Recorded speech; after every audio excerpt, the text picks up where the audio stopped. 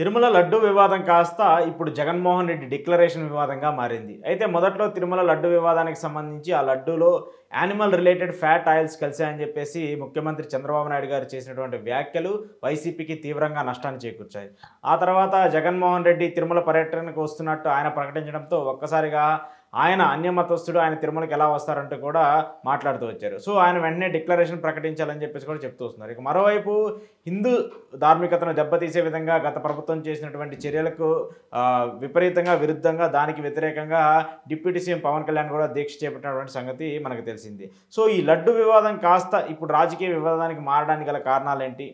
దీన్ని ఎందుకు TDP, YCP, Janasena రాజకీయంగా మారుస్తున్నాయని చెప్పేసి ఈరోజు ఇంటర్వ్యూలో మాట్లాడదాం. ఇంటర్వ్యూలో నాతో పాటు పార్టిసిపేట్ చేస్తున్నారు రవి గారు. రవి గారు నమస్తే. నమస్తే అండి. సో ఏంటి ఈ లడ్డు విషయాన్ని, అంటే ఫస్ట్ స్టార్ట్ అయిందేమో తిరుమల లడ్డులో యానిమల్ రిలేటెడ్ ఫ్యాట్ ఆయిల్స్ అవి ఉన్నాయని, ఇప్పుడు అది కాస్త అది టర్న్ అయిపోయి జగన్మోహన్ రెడ్డి డిక్లరేషన్ ప్రకటించేదాకా వెళ్ళింది. దీన్ని ఎలా చూస్తారు? అంటే ఇక్కడ ఈ 40 ఏళ్ళు 45 ఏళ్ళ రాజకీయ అనుభవం చంద్రబాబు నాయుడుకి ఉంది అని ఆయన ఏదైతే చెప్తూ వస్తున్నాడో, ఇలాంటి మ్యానిపులేటెడ్, అంటే ఒక వివాదాన్ని జనాల్లోకి ఎక్కువ వెళ్తుంది, దీన్ని కప్పిపుచ్చి వేరే వివాదాన్ని తీసుకురావాలి, ఇది గత 20-25 ఏళ్ళగా చంద్రబాబు నాయుడు, అంటే అతని రాజకీయ చరిత్ర మొత్తం అంతా కూడా వెన్నుపోటుతో మొదలైన అతని రాజకీయం ఇక్కడి వరకు కూడా కంటిన్యూ అవుతూ వచ్చింది. సో ఒక వివాదం, అంటే ఇప్పుడు for example Vizag steel plant వివాదం ఏదైతే ఉంది, ప్రైవేటీకరణ అన్నది, అది తీవ్రంగా ప్రజల్లోకి వెళ్ళి ప్రజల్లో ఈ ఎన్డీఏ పార్టీ మీద, టీడీపీ మీద, జనసేన మీద అప్పట్లో పవన్ కళ్యాణ్ గారు కూడా నేను వైజాగ్ ప్రైవేటీకరణ చేయడానికి నేను వ్యతిరేకిస్తున్నానని చెప్పి చంద్రబాబు నాయుడు చెప్పడం, పవన్ కళ్యాణ్ చెప్పడం, ఇదంతా ముదిరి పార్టీకి ఎక్కడ నష్టం తీసుకొస్తుందో అని చెప్పి తిరుపతి మీద, అంటే ఏదైతే ఇక్కడ మన రాష్ట్రంలోనే కాకుండా చుట్టుపక్కల అన్ని రాష్ట్రాల్లో దేశ విదేశాల నుంచి కూడా వచ్చి తిరుమల తిరుపతి దేవస్థానంలో వెంకటేశ్వర స్వామిని దర్శనం చేసుకోవడం అన్నది చాలా ప్రతిష్టాత్మకంగా మన ఆంధ్రప్రదేశ్లో ఉంది. అదే ప్రతిసారి మనం చూస్తున్నాం, చాలామంది జనాలు, విపరీతమైన భక్తులు, ఇవన్నీ జరుగుతూ ఉంటుంది. సో ఫోకస్ అటువైపు మారిస్తే మెల్లిగా చాపకింద నీరులాగా ఈ ప్రైవేటీకరణ అనేది చేసుకుంటూ పోవచ్చు, కోర్టులో స్టేలన్నీ కొట్టేసుకోవచ్చు, ప్రైవేటీకరణ చేసేయచ్చు. దాని ద్వారా ఆ పార్టీకి, ఆ పార్టీలో ఉన్న నాయకులకి చాలా లాభం చేకూరుతుందన్న ఉద్దేశంతో మాత్రమే ఈ విషయాన్ని ముందుకు తీసుకొచ్చారు. కానీ చంద్రబాబు నాయుడు అంతకుమించి వేరే ఉద్దేశం ఏం లేదు. యానిమల్ ఫ్లాట్ గతంలో నిన్న మొన్న జగన్మోహన్ రెడ్డి గారు ప్రెస్ మీట్లో కూడా చెప్పారు, ఇంత తక్కువ రేటుకి నెయ్యి ఎలా వస్తుందన్నారు. ఫస్ట్ ఇంత తక్కువ రేటుకి 2015 నుంచి, అంటే అప్పట్లో ఆ ప్రభుత్వంలో ఉన్నప్పుడు కూడా 272 రూపాయలు ఎంతో నెయ్యి కేజీకి తీసుకోవడం జరిగింది. రీసెంట్గా కూడా 324 రూపాయలు తీసుకుంటే ఇప్పుడు 320 రూపాయలకి ఇచ్చింది. సో ఇదే విధంగా, అంటే నెయ్యి రేటు దగ్గర నుంచి 2024లో టీడీపీ పార్టీ వచ్చింది. ఆ పార్టీ నాయకుడికి చంద్రబాబు నాయుడికి ఒక హెరిటేజ్ సంస్థ అన్నది ఉంది. సో దాని నెయ్యి రేటు పెంచుకుని ఆ నెయ్యిని అక్కడ తిరుపతిలో వాడించుకోవాలని ఒక ఉద్దేశం అయితే, ప్రైవేటీకరణ చేసే ఉద్దేశం మరొకటి మాట. సో ఈ విధంగా యానిమల్ ఫ్యాట్ కలిసిందని చెప్పి ఇవన్నీ, అంటే ఇంకా ఎక్కడ లేనిది, అంటే ఎంతవరకు అన్న దిగజాలగలరు చంద్రబాబు నాయుడు దానికి చిన్న నిదర్శనం, అంటే రీసెంట్ నిదర్శనం. మనం ఎప్పుడో గతంలోకి వెళ్ళి కంటే కూడా చిన్న నిదర్శనం అన్నమాట ఇది. ఎంతో పవిత్రంగా, అంటే అక్కడున్న భక్తులు, దర్శనం చేసుకున్న భక్తులు కానీ, లేకపోతే ఆ టీటీడీ ఈవో కానీ, అక్కడ ఉన్న ఎంప్లాయీస్ కానీ, ఈ రోజుల్లో అన్ని కెమెరాలు వచ్చినాయి, ఫోన్లు ఉన్నాయి, అన్నీ ఉన్నాయి. ఏ చిన్నది జరుగుతున్నా సరే బయటకు ఇమీడియట్గా వస్తుంది. సో అలాంటిది 2-3 నెలల క్రితం జరిగిన ఈ నెయ్యిలో అవకతవకలు జరిగినాయి అని చెప్పి ఇలాంటి వివాదాన్ని తీసుకురావడం జరిగింది. ఎక్కడకైనా బయటికి రాలేదు. ఏ పబ్లిక్ కూడా ఈ లడ్డు బాగాలేదని కానీ, వాసన వచ్చిందని కానీ, లేకపోతే అక్కడ తయారు చేసే వాళ్ళు కానీ, అంటే ప్రతి ఒక్క సంస్థలో కూడా అటు పార్టీ వాళ్ళు, ఇటు పార్టీ వాళ్ళు, న్యూట్రల్గా ఉండేవాళ్ళు ఉంటారు. ఏ ఒక్కరి నుంచి మనకి రాలే. ఈ వివాదాన్ని ఆయనే తీసుకొచ్చారు, చంద్రబాబు నాయుడే తీసుకొచ్చి ప్రజల ముందు పెట్టి దీన్ని హైలైట్ చేసి ఈ వెనకాల జరిగే రాజకీయంగా అన్ని కూడా ముందు జరుపుకుంటూ చేశారు. ఏ ప్రజలు కూడా ఎవరు ఎక్కడ ఎటువంటి కంప్లైంట్ ఇవ్వలేదు. సో ఇదంతా కూడా కుట్రపరంగానే జరుగుతుంది. సరే, ఇంక లడ్డు వివాదం అందరికీ తెలిసిపోయింది. ఇందులో చంద్రబాబు నాయుడు, ఆ పార్టీ, ఆ నాయకులు చేసిన అబద్ధపు ప్రచారాలు కానీ ఇవన్నీ కూడా అవన్నీ అబద్ధపు అని చెప్పి జనాలకు అందరికీ తెలిసింది. సో ఇక్కడ మళ్ళీ జగన్మోహన్ రెడ్డి డిక్లరేషన్, సరే తప్పు జరిగిందని నువ్వు అంటున్నావు, సరే ప్రజల్లోకి వెళ్దాం, లేకపోతే ఇది మీ ఇంట్లోది, నా ఇంట్లోది, మీ పార్టీ దగ్గర నుంచి తీసుకొచ్చిన నెయ్యి, మా పార్టీ దగ్గర నుంచి తీసుకొచ్చిన నెయ్యి కాదు కదా. ఇక FSSAI అప్రూవల్ ఉండాలి, కొన్ని అప్రూవల్స్ ఉండాలి. తిరుమల తిరుపతి దేవస్థానం లాంటి ఒక వ్యక్తి, సాధారణ వ్యక్తి పైకి వెళ్ళాలంటేనే ఎన్నో అనుమతుల్ని, ఎన్నో పర్మిషన్లు, ఎన్నో సెక్యూరిటీలను దాటగలాలి. అలాంటిది ఎంతో విశిష్టమైన, పవిత్రమైన లడ్డూని తయారు చేసే విధంలో లడ్డూ కావాల్సిన ముడి పదార్థాల విషయంలో ఎంత జాగ్రత్తగా ఉంటారో అది అందరికీ తెలిసిందే. ఒక మనిషిని పైకి పంపాలంటేనే కష్టం సాధారణంగా. ఒక సిగరెట్ పెట్టి కానీ, ఒక ఒక మాణిక్ చంద్ కానీ ఇలాంటివి ఏమైనా సరే అవి ఏమైనా పట్టుకెళ్ళాలంటే కష్టం. అలాంటిది ఎముకల వ్యర్థ పదార్థాలు లేకపోతే వేరే సంబంధం కలిసిన నెయ్యిని పైకి పంపాలంటే ఎంత కష్టం అందరూ తెలిసింది. ఆ సంస్థ కూడా రీసెంట్గా డిక్లరేషన్ చేసింది, మా సంస్థలో తయారై ఎటువంటి నెయ్యి కూడా అవతవకలు ఏమి లేవని చెప్పి సర్టిఫికేట్ కూడా వచ్చింది. సో ఇదంతా ఒక కుట్ర జగన్మోహన్ రెడ్డి గారి మీద. ఇప్పుడు రీసెంట్గా విజయవాడలో వరదలు వచ్చి మొత్తం మునిగిపోయింది. అక్కడ టీడీపీ జనసేన బీజేపీ ప్రభుత్వం విఫలమైందని ఫెయిల్ అయిందని చెప్పి అందరికీ తెలుసు. సో దాని నుంచి డివేట్ చేసి దీన్ని డివేట్ చేసి దానికి డివేట్ మాస్టర్గా చంద్రబాబు నాయుడు పని చేయగలిగాడు తప్ప ఇప్పుడు అదేం లేదు. అలాగే ఇప్పుడు డిక్లరేషన్ అడుగుతున్నారు. గత 5 ఏళ్లుగా, ఇది నేను చెప్పింది కాదు, జగన్మోహన్ రెడ్డి గారు ఇంటర్వ్యూలోనే చెప్పారు, 5 ఏళ్లుగా ప్రతి సంవత్సరం బ్రహ్మోత్సవాలకు కానీ అక్కడ జగన్మోహన్ రెడ్డి గారు వెళ్ళి వస్త్రాలను సమర్పించడం జరిగింది. ఈ 5 ఏళ్లలో ఎప్పుడు ప్రశ్నించను నువ్వు, ఎప్పుడు అడగను నువ్వు, అప్పుడు ప్రతిపక్షంలో ఉన్నావు, నువ్వెందుకు డిక్లరేషన్ అడగలేదు? మరి ఈ రోజే ఎందుకు నీకు డిక్లరేషన్ గుర్తొచ్చింది? సో దానికి కూడా చాలా క్లియర్గా వివరణ ఇచ్చారు జగన్మోహన్ రెడ్డి గారు. 4 గోడల మధ్యలో నేను బైబిల్ని చదువుతాను, బయటకు వచ్చేసరికి నేను ఒక హిందువుని అవుతాను, ఒక ముస్లిం అవుతాను, ఒక క్రిస్టియన్ అవుతాను, ఒక సిక్కుని అవుతానని చెప్పి చాలా క్లియర్గా ఇచ్చాడు. ఎందుకు ఈ మతపరమైన రాజకీయాలు? ఒక మతాన్ని అడ్డుపెట్టుకుని, ఒక కులాన్ని అడ్డుపెట్టుకుని, ఇంకా డిప్యూటీ సీఎం పవన్ కళ్యాణ్ గారు అయితే ఆయన మాట్లాడే మాటలు రెచ్చగొట్టే మాటలు ఇంకా మారలేదు. ఆయనకి 10-12 ఏళ్ళ 15 ఏళ్ళ రాజకీయ అనుభవం ఉన్నా సరే ఇలాంటి మాటలు ప్రజలను ఉద్దేశించి నేను మాట్లాడకూడదు, నాకంటూ కొంతమంది అభిమానులు, నా పార్టీని అనుసరించే కొంతమంది మనుషులు ఉన్నారు, వాళ్ళు దీన్ని అగ్రెసివ్గా చేసుకుని, అంటే ఇప్పుడు 2024 ఎలక్షన్ అయినప్పటి నుంచి చూస్తున్నాం మనం, చాలా గొడవలు జరిగాయి, ఎన్నో మర్డర్లు జరిగాయి, వైసీపీ కార్యకర్తలను కొట్టారు, ఆడవాళ్ళు కడుపుతో ఉండాలని కూడా చూడకుండా ఇళ్ళన్నీ ఖాళీ చేసి బయటికి పాడేశారు. ఇది ఎప్పుడు లేవని నోరు, విజయవాడ అంతలా మునిగిపోయిన లేవని నోరు, తిరుపతి లడ్డూ మీద వెళ్ళి తిరుపతి మెట్లు కడడం, బొట్లు పెట్టడం. నీకు జరిగింది లడ్డూలా అవతవకలు జరిగారా అంటే నువ్వు ఆ టీం దగ్గరికి వెళ్ళి ఇన్స్పెక్షన్ చేసి ఏం జరిగిందని చూడాలి. కానీ మెట్లు కడుగుతాను, బొట్లు పెడతాను అంటే ఇదంతా పబ్లిసిటీ స్టంటే తప్ప ఇంతకు మించి వేరే ఏదీ లేదని చెప్పి మనం చాలా క్లియర్గా చెప్పుకోవచ్చు. అంటే ఆయన చెప్పేది ఏంటంటే, ఇప్పుడు గత ప్రభుత్వం తప్పు చేసింది కాబట్టి దానికి ప్రక్షాళనగా నేను ఇప్పుడు దీక్ష చేపడుతున్నాను, దాంతోపాటు హిందువుల మనోభావాల్ని కాపాడడానికి, హిందువులకు సంబంధించి వాళ్ళకి ధైర్యంగా నిలబడడానికి ఒక సనాతన బోర్డును కూడా ఏర్పాటు చేయాలని చెప్పేసి ఆయన కామెంట్ చేశారు. అంటే గత ప్రభుత్వం చేసిన తప్పులనే కదా పవన్ కళ్యాణ్ గారు చెప్తుంది. గత ప్రభుత్వం చేసిన తప్పులని నీకు ఈ రోజు నువ్వు అధికారంలోకి వచ్చా తెలిసిందా? అంటే ప్రతిపక్ష నాయకుడిగా నీ పాత్ర ఏంటి? ప్రతిపక్ష నాయకుడు ఏం చేయాలి? అసలు ప్రభుత్వం చేసే తప్పులను ప్రజల ముందుకు తీసుకెళ్ళి ప్రజలకు కూడా ఒక అవగాహన కల్పించి ఈ ప్రభుత్వం ఈ తప్పులు చేస్తుందని చెప్పాలి కదా. గత 5 ఏళ్లలో నువ్వు ఎప్పుడు చేయలేదే? నీకు తెలియదు 5 ఏళ్లలో ఇలా అవకతవకలు జరిగాయని చెప్పి? సో ఆ రోజు లెవెల్లో నీకు ఈరోజు ఎందుకు వస్తుంది నీకు?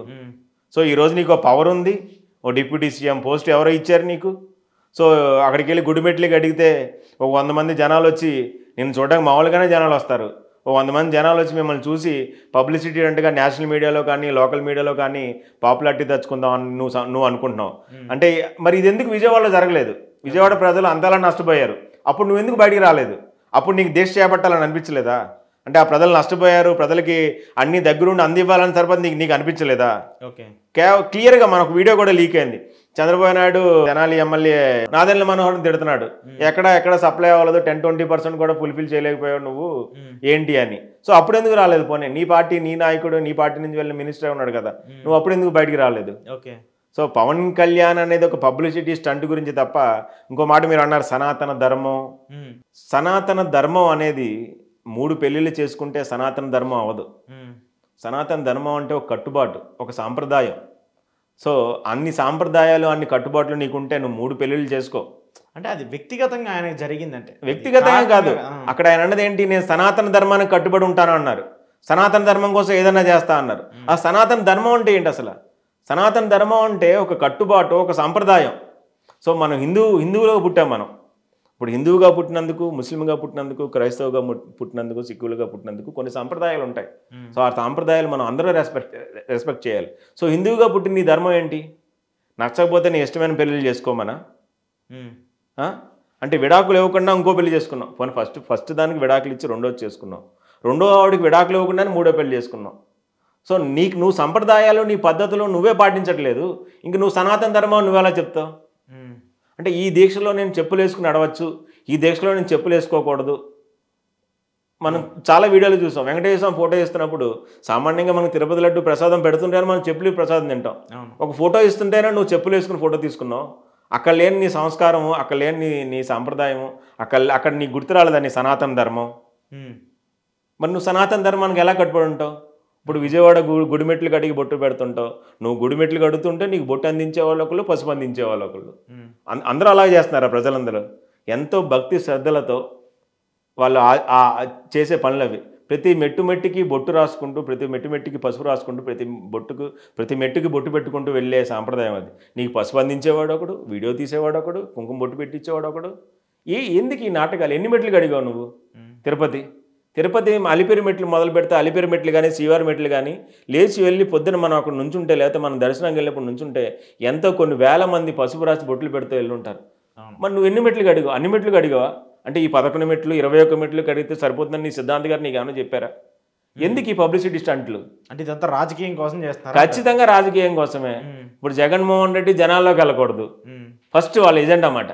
జనాల్లో జగన్మోహన్ రెడ్డి గారికి ఉన్న క్రేజ్ అంతా ఇంత కాదు. మనం చాలా చూసాం. జగన్మోహన్ రెడ్డి గారు ఒక మీటింగ్ కానీ, ఒక సిద్ధం సభలు కానీ, ఎలక్షన్ ముందు, ఇప్పుడు మొన్న జరిగిన విజయవాడలో కానీ, జగన్ అనేవాడు బయటకు వస్తే జనాల్ని ఆపడం కష్టం. ఓకే. సో జనం అందరూ కూడా, అంటే 40% ఓట్ బ్యాంకు, ఒక పార్టీ వైఎస్ఆర్సీపీకి 40% ఓట్ బ్యాంక్ ఉంది. సో ఆ జనాలను ఆపడం కష్టం. జనాల్లోకి చాలా వేడిగా వెళ్ళిపోతుంది ఇది. సో మనం అనుకున్నది వేరు. మనం ఏమనుకున్నాం? వైజాగ్ స్టీల్ ప్లాంట్ని మెల్లిగా ప్రైవేటీకరణ చేసేద్దాము, ఈ లడ్డు వివాదం బయటపెట్టి, ఆ తర్వాత డిక్లరేషన్ తీసుకొని బయటపెట్టేసి ఈ నెల 2 నెలలు వీళ్ళు దీంట్లో కొట్టు చేస్తూ ఉంటారు జనాలందరూ, మనం వెనకాల చేసేది మనం వెనకాల చేసుకుందాం నువ్వు అనుకున్నావు. కానీ ఇక్కడ ప్లేట్ పెరాయించింది. ఆ పార్టీ అంతా అసలు చేసింది, ఈ లడ్డు వివాదం అంతా తెలుగుదేశం పార్టీలో ఉన్న హయాంలోనే జరిగింది. వాళ్ళే సర్టిఫై చేశారు, వాళ్ళ దగ్గరే బాగుంది, అంతా బాగానే ఉంది, ఎక్కడ ఏ వివాదం లేదు, కేవలం రాజకీయ లబ్ధి కోసమే టీడీపీ పార్టీ కానీ జనసేన కానీ ఈ స్టంట్లు చేస్తుందని చెప్పి జనాల్లోకి బాగా వెళ్ళిపోయింది. ఓకే. సో అందుకని ఇది ఇప్పుడు డిక్లరేషన్ తీసుకొచ్చారు అంతే తప్ప రాజకీయ లబ్ధి కోసమే తప్ప ఎవరిని ఉద్దేశించి కానీ దేనికి కాదు. 5 ఏళ్ళగా లేవాలి నోరు, ఈరోజు నీకు ఎందుకు లేస్తుంది? అవకతవకలు 5 ఏళ్లలో జరిగినాయి అన్నావు. 5 ఏళ్ళలో ప్రతిపక్ష నాయకుడిగా నువ్వు ఎందుకు పోరాటం చేయలేదు, యుద్ధం చేయలేదు? నువ్వు సింపుల్. మీరు చూసారు ఇప్పుడు ఈ కూటమికి సంబంధించి 100 రోజుల పాలన పూర్తి చేసుకుని వాళ్ళు 3 నెలలు సక్సెస్ఫుల్గా కంప్లీట్ చేశారు. సో అంటే వాళ్ళు ఇచ్చినట్టు ఎలక్షన్స్ టైంలో వాళ్ళు ఇచ్చినటువంటి హామీలు కానివ్వండి, ఎలక్షన్ టైంలో వాళ్ళు చేసినటువంటి పనితీరు కానివ్వండి, ఇప్పుడు ఈ 3 నెలల పాలనకి మీకు ఎలా అనిపిస్తుంది? చాలా సింపుల్గా చెప్పచ్చు. ఇక్కడ 2019 జగన్మోహన్ రెడ్డి గారు సీఎం అయిన తర్వాత ఖజానాలో 100 కోట్లు నిల్వ మాత్రమే ఉంది. ఇదే జగన్మోహన్ రెడ్డి 2024లో అధికారం కోల్పోయి టీడీపీ పార్టీ, ఎన్డీఏ పార్టీ అధికారంలోకి వచ్చినప్పుడు దాదాపు 7,000 కోట్ల దాకా నిల్వ ఉంది. సో 100 కోట్లు నిల్వ ఉన్నప్పుడు నవరత్నాలు అనే ఒక సంక్షేమ కార్యక్రమం కానీ, అమ్మఒడి కానీ, ఇలా అన్ని స్కీములు కూడా ఏ ఒక్కడు కూడా జగన్మోహన్ రెడ్డి నేను చూసి భయపడుతున్నాను, నేను 6 వారాలు ఇచ్చాను, సూపర్ 6 ఇచ్చాను, అవి చూస్తుంటే భయం వేస్తుంది, జగన్మోహన్ రెడ్డి దగ్గర ఆ మాట ఎక్కడ రాలేదే. మరి ఎందుకు 1000 కోట్లు 7,000 కోట్లు నిలవన్న ఇప్పుడు కూడా, అంటే ఎంత అడ్మినిస్ట్రేటరు, ఎంత సుదీర్ఘ అనుభవం రాజకీయాల్లో ఉన్న నాయకుడు మాట్లాడవలసిన మాటలు అవి. మరి అంత సింపుల్గా అంటే ఎక్కడ ఎవరికి ఏమందింది? ఇదిగో రేపు వస్తుంది, ఇదిగో రేపు వస్తుంది, ఇదిగో రేపు వస్తుంది. ఆయన అంటాడు రోడ్ మ్యాప్ వేద్దాం అంటాడు. ప్రతిపక్ష నాయకుడిగా నువ్వు ఉండి 5 ఏళ్లలో నువ్వు రోడ్ మ్యాప్ వేసుకోలేదా? అంటే నువ్వు డే 1 స్టార్ట్ అయ్యాక ఈ 5 ఏళ్లలో 2.5 ఏళ్ళు రోడ్ మ్యాప్ వేసుకోవడానికి, ఇంకో 2.5 ఏళ్ళు మళ్ళీ ఈ పార్టీని తిట్టడానికి, ఆ పార్టీని తిట్టడానికి, నెక్స్ట్ వచ్చి అబద్ధపు హామీలు ఇవ్వడానికా? నువ్వు ప్రతిపక్ష నాయకుడిగా ఉన్నప్పుడు రోజుకు 24 గంటల్లో నువ్వు కనీసం ఒక 4-5 గంటలు దృష్టి పెట్టినా సరే నీకు ఒక మంచి రోడ్ మ్యాప్ వచ్చేది కదా, ఒక విజన్ ఉండేది కదా నీకు. నువ్వు విజన్ లేకుండా అధికారంలోకి వచ్చావు, నువ్వే చెప్తున్నావు రోడ్ మ్యాప్ వేసుకోవాలని చెప్పి. డేటా అని జగన్మోహన్ రెడ్డి చెప్పాడు. డేటా లేదా? అమ్మఒడి ఎలా ఇచ్చారు? ఎంతమంది పిల్లలకి ఇచ్చారు? నువ్వు ఇంట్లో ఎంతమంది ఉంటే అంతమంది ఇస్తా అన్నావు.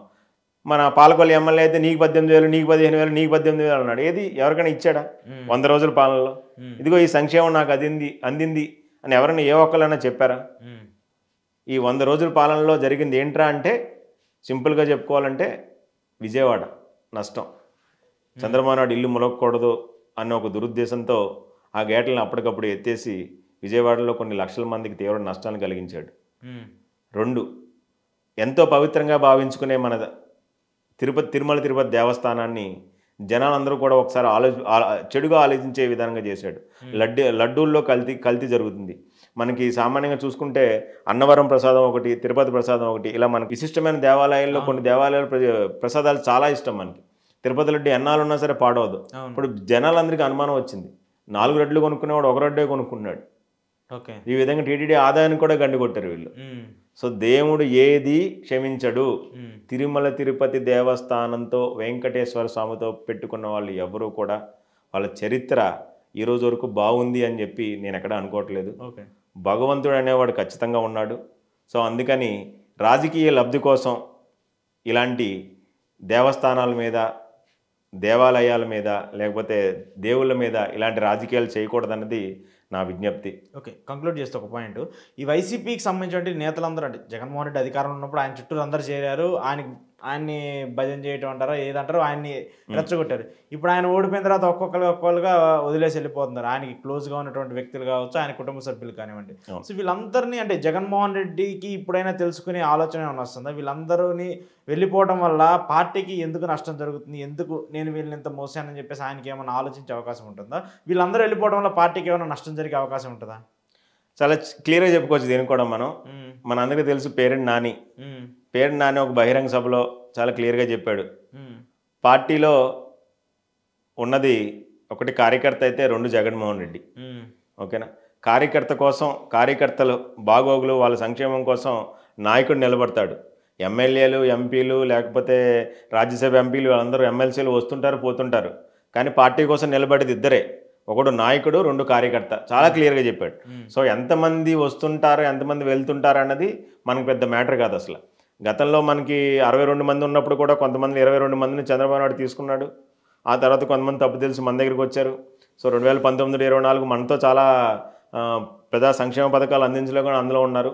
సో ఈరోజు రాజకీయ రద్దు కోసం అంటే రాజకీయం అంటే కూడా ఈరోజు రాజకీయంలో ఏంటంటే ఈరోజు నేను ఈ పార్టీలో ఉన్నాను కదా, జీవితాంతం ఈ పార్టీలో ఉండాలని చాలా కొంతమందికి ఉంటుంది.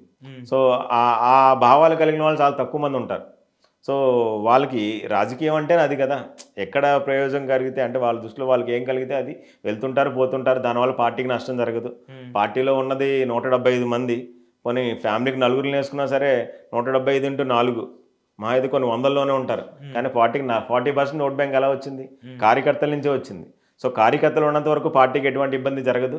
నాయకులు వెళ్తుంటారు వస్తుంటారు, మన దాని గురించి పట్టించుకోకర్లేదు, అసలు సమస్య లేదు. పార్టీకి అయితే ఎలాంటి అసలు ఒక చిన్న పిల్లర్ కూడా కదలదు, చిన్నది కూడా ఏది కదలదు అసలు. జగన్మోహన్ రెడ్డిని నమ్ముకుని 2019లో 175 నియోజకవర్గాలు 151కి గెలిచాం. ఈ రోజు కూడా జగన్మోహన్ రెడ్డి గారు 2024లో ఓడిపోవడానికి కారణం ఏంటో కూడా మన అందరికీ తెలుసు. మన చాలామంది ఈవీఎం సీఎం అంటారు, డిప్యూటీ సీఎం కూడా ఈవీఎం సీఎం అంటారు. సో మనకి 40% ఓట్ బ్యాంక్ ఉంది, ఒక 11% ఓట్ బ్యాంక్తో పాటు అన్ని పార్టీలు కలిసి అక్రమ ప్రచారాలు చేసి అధికారంలోకి వచ్చిన సంగతి మన అందరికీ తెలుసు. జగన్మోహన్ రెడ్డి వెంట ఎప్పుడూ కూడా 40-50% ఓట్ బ్యాంక్ జగన్మోహన్ రెడ్డి కూడా ఉంటుంది. కాబట్టి పార్టీకి ఎటువంటి నష్టం ఉండదని చెప్పి చాలా క్లియర్గా చెప్పచ్చు. చూద్దాం రవి గారు. Thank you very much. Thank you అండి. నమస్తే.